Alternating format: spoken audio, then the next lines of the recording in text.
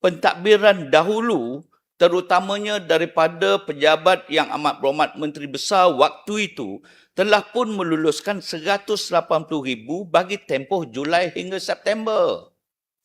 Surat ini, kalau dia tak betul, tolong nafikan surat ini. Surat ini yang telah viral, kenapa saya nak sebut ni Datuk Betul? Kerana waktu kempen, penggunaan ataupun isu ini telah menjadi isu netizen, isu public interest dengan netizen. Surat yang bertarikh pada 4 bulan Julai, 4 bulan Jun, Dewan telah dibubarkan pada 4 bulan Jun malam. Berkuat kuasa pada 5 Jun. Tapi surat ini dikeluarkan pada 4 bulan Jun. Tak tahulah, mungkin dia tak tahulah bila Dewan nak bubar. Mungkin Menteri Besar saja tahulah. Tapi takkanlah Datuk SS tak tahu bila Dewan nak bubar. Contoh saya nak bagi tahu. 4 Jun kepada yang berhormat rakan saya, kepada salah seorang yang berhormat, ahli Esko waktu itu, diluluskan 180,000. Persoalan saya bukan kepada Tuan Tubuh Badan ahli yang berhormat, tetapi kepada ahli Esko dan adun yang lain sebanyak 17 adun. Peruntukan yang diluluskan bagi tujuan bulan Julai, September, bulan Julai, Ogos dan September. Yang mana pada bulan Julai, ahli Esko waktu itu no question asked dengan izin. Kerana saya tahu ahli Esko merupakan caretaker government. Tetapi ahli Dewan Negeri bulan Julai dah tak ada. Bulan Ogos lagi tak ada. Esko pun dah tak ada. Bulan September lagi tak ada. Bulan ini bulan September ya. Ini bulan 10 Ogos ni. Oktober ni. Masih Ogos. Bulan September bulan depan. Tak ada. Tak apalah. Okeylah. Datuk Deputu. Kalau kita nak bagi kata keputusan untuk bulan September, kita lebih advance daripada apa yang kita lakukan sebelum ini. Tak apalah. Bagaimana dengan kursi sekamat? Bagaimana dengan kursi Cenah? Bagaimana dengan kursi Serembanjaya? Bagaimana dengan kursi Temyang? Bagaimana dengan kursi, ada tak lagi kursi yang diisi oleh wakil rakyat yang baru?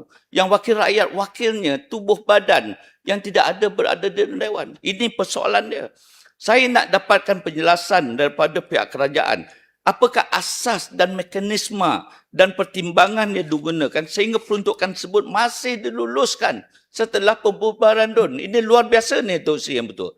Jadi itu yang saya nak sebut. Dan persoalan mudah saya, bila DUN dah bubar, maka ADUN dah tak ada. Kecuali caretaker government ataupun ahli Majlis Mesyuarat Kerajaan Negeri.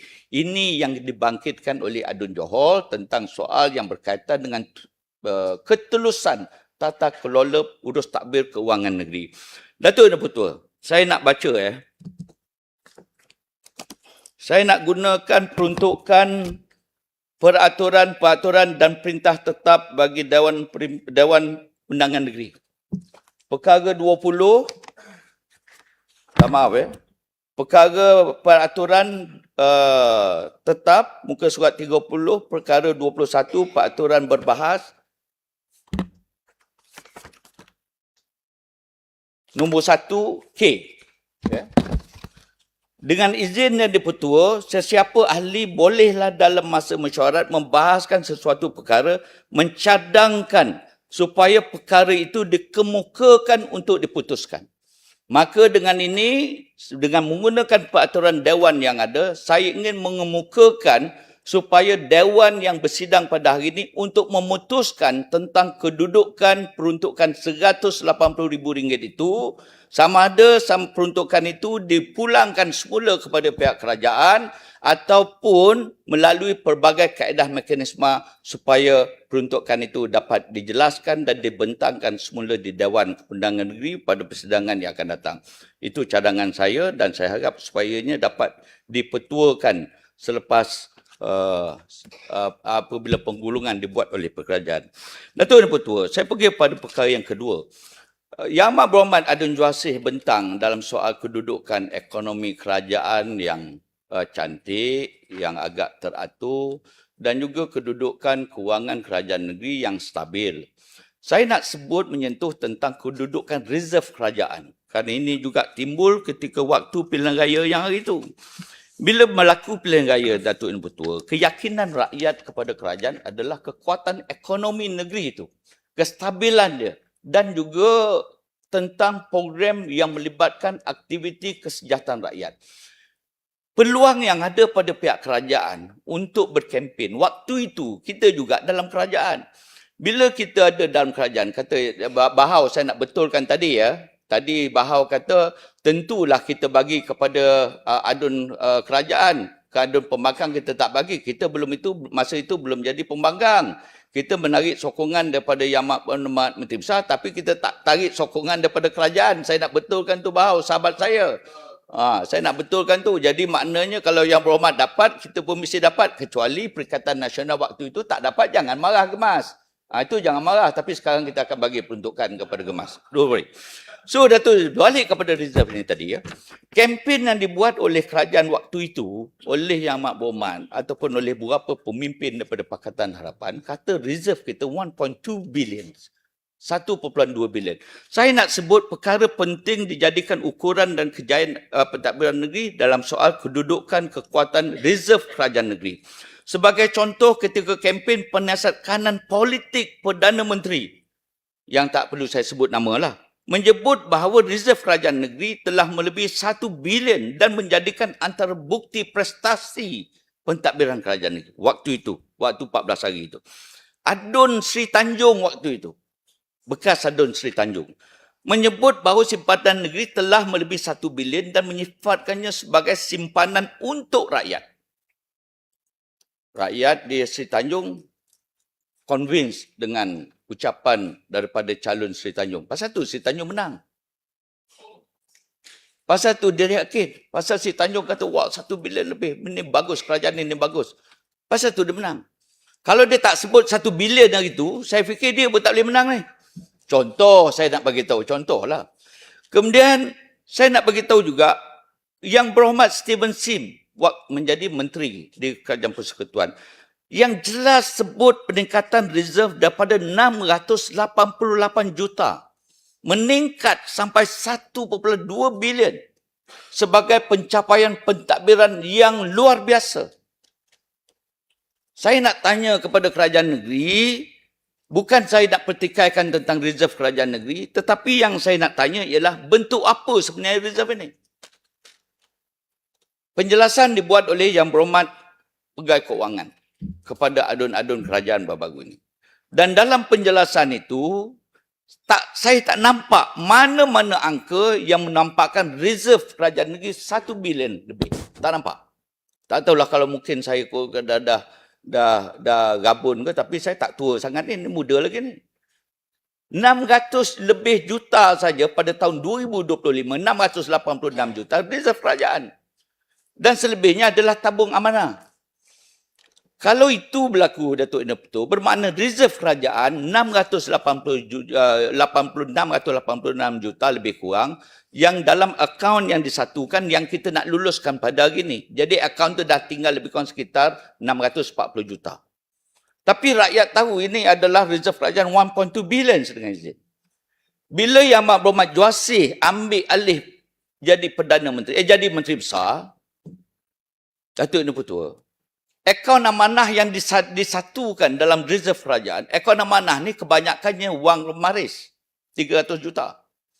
Dan Datuk Ina Petur tahu tak, berapa jalan yang tak masih lagi memerlukan pembaikan, memerlukan dana daripada wang maris ini.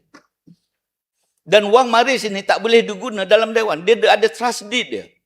Dan bila kita gunakan, kerana kita kerajaan baru, kita adalah pemimpin-pemimpin baru, harapan rakyat terlalu tinggi, pegawai kerajaan pun nak luluskan banyak projek, gunakan wang maris. Kalau kita guna wang maris 300 juta, dana ataupun reserve kerajaan turun daripada 1.2 bilion pergi ke 800 juta. Rakyat akan question kepada Yang Amat Berhormat Juasih, akan mempersoalkan kepimpinan Kerajaan Barisan Nasional Perikatan Nasional. Betul Barisan Nasional sakau dan ambil duit daripada 1.2 bilion, jatuh 800 juta dalam tempoh yang singkat. Ini yang saya soal. Ini yang perlu dijelaskan.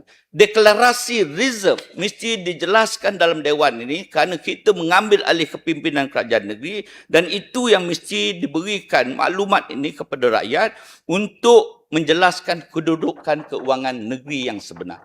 Datuk Ina Petur, bila saya pergi ke situ Datuk Ina Petur, dan emolumen pula. Bila pergi emolumen Datuk Ina Petur, dalam pembekalan tambahan yang dibentangkan oleh Yang Amat Berhormat Juasih tadi, bantuan BKK bantuan khas, bantuan BKK.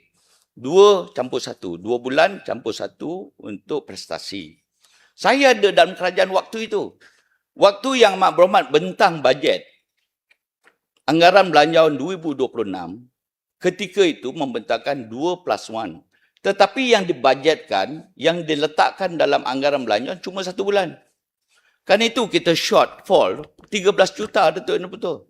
Sewajarnya sepatutnya pada ketika itu apabila pembentangan nak dibuat penambahan ataupun pengisytiharan bonus 2 campur 1 itu sudah dibajetkan. Maka hari ini tak bawa lah bajet tambahan. Bila bajet tambahan bawa soal bonus, rakyat akan fikir, ini kita fikir duk kita je ni. Duk fikir penjawat-penjawat awam je. Ni rakyat yang ada di petang, rakyat yang ada di Ulu Lakai, rakyat yang ada Kampung Jerang, macam mana dia datuk yang betul? Kita buat bajet tambahan ke dalam Dewan soal kecemasan, soal pembangunan, soal kesejahteraan rakyat. Bukan soal bonus. Kan itu perancangan kerajaan negeri, jangan buat lagi macam ini. Kalau kita nak buat bajet, kita bajetkan ke semua anggaran belanjawan kita dan tentunya Yang Amat Berhormat Menteri Besar apabila buat pembentangan bajet boleh masukkan dalam anggaran belanjawan kita. Datuk Yang Pertua ya. Berdasarkan itu yang pertama, okey.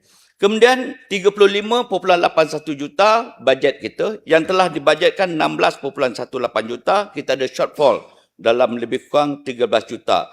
Dan mengambil kira 6.63 juta ditambung menggunakan penyebatan. Soalan saya kepada kerajaan, 6.63 juta penyebatan melalui belanjawan mana? Adakah pemotongan dalam soal yang berkaitan dengan kemudahan rakyat? Adakah pemotongan dalam soal peruntukan kesihatan rakyat? Ataupun daripada mana 6.63 juta ini penyebatan yang diambil dan diberi kepada bonus kepada penjawat awam? Ini yang saya nak soal pertama. Kemudian Datuk Yang Pertua,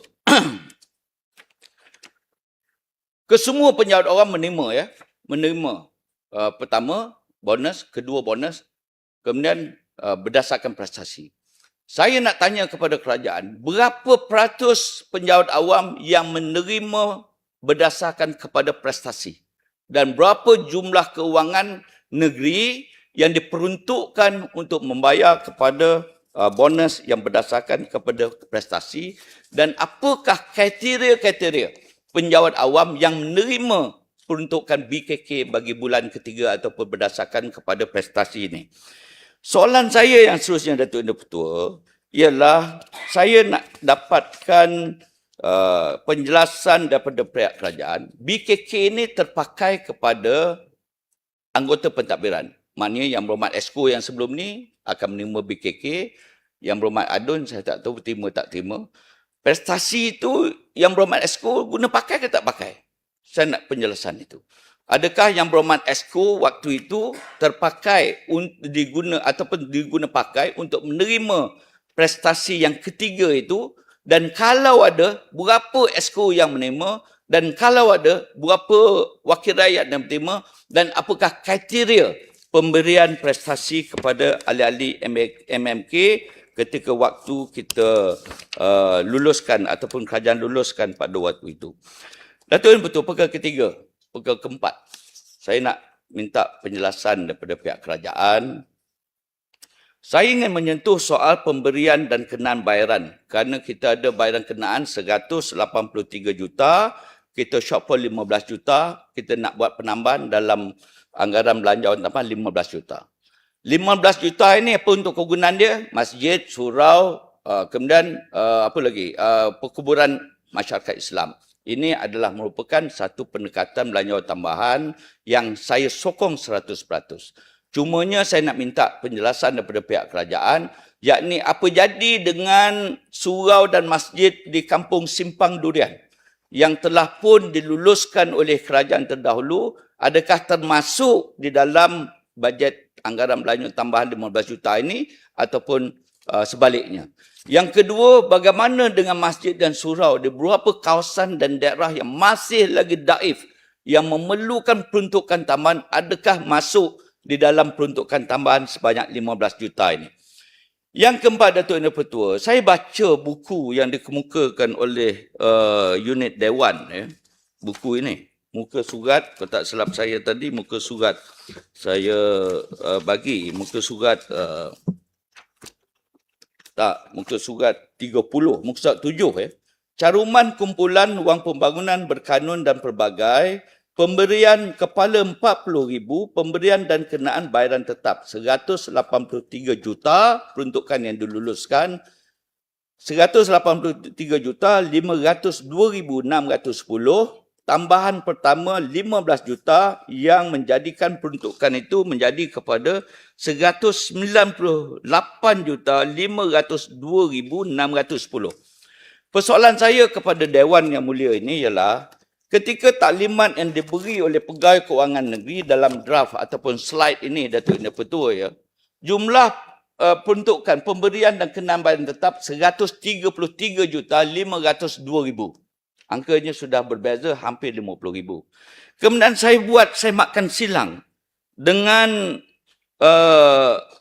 semakan silang dengan bajet yang dibentangkan pada sekitar bulan Disember tahun 2025 oleh Yang Amat Berhormat Adun Sikamat waktu itu dalam anggaran belanjawan tahun 2000, anggaran belanja mengurus tahun 2026, perkara pemberian dan kenaan bayaran tetap jumlahnya 237 juta 551,000 yang telah pun dibentangkan ketika waktu bulan Disember 2025.